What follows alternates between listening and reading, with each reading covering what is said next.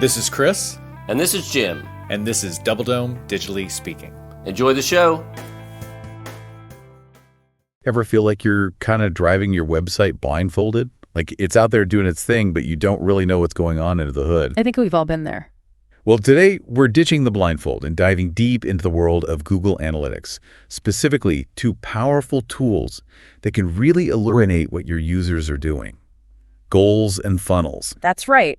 We're going to explore how these tools can help you really see the actions people are taking on your website, why they matter, and how you can use those insights to actually optimize your site. So think of this as your backstage pass to understanding user behavior. And with Google Analytics, you've got this incredible platform that can give you an almost X-ray vision into what's happening. Right.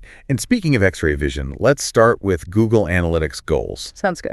Now, when we say goals, we're not talking about some vague aspirations for your website. Definitely not. We're talking about concrete actions.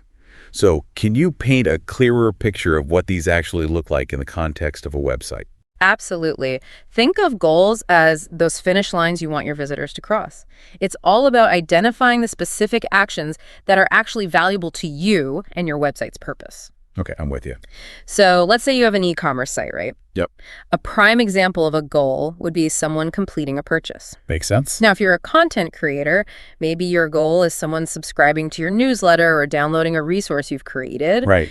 And for those service-based businesses, submitting a contact form or requesting a quote, those are goals. Okay, so it's really about what a successful visit to your website actually means in practical terms. Precisely. What does that success look like? That's your goal. Got it. Now, why are these goals so important to set up in the first place?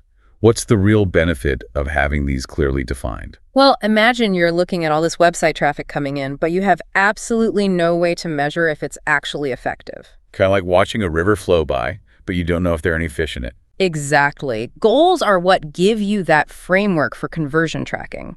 You're essentially tracking when a user completes one of those valuable actions you've defined. I see. And this is what moves you beyond just counting clicks to understanding the real impact. So instead of just seeing that people are visiting your site, you can see if they are actually doing the things you want them to do. Yes.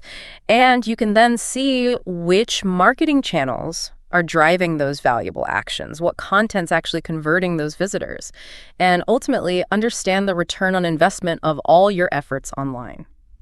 So let's say you're on board with the idea, but maybe a little lost on how to get started with actually setting up these goals.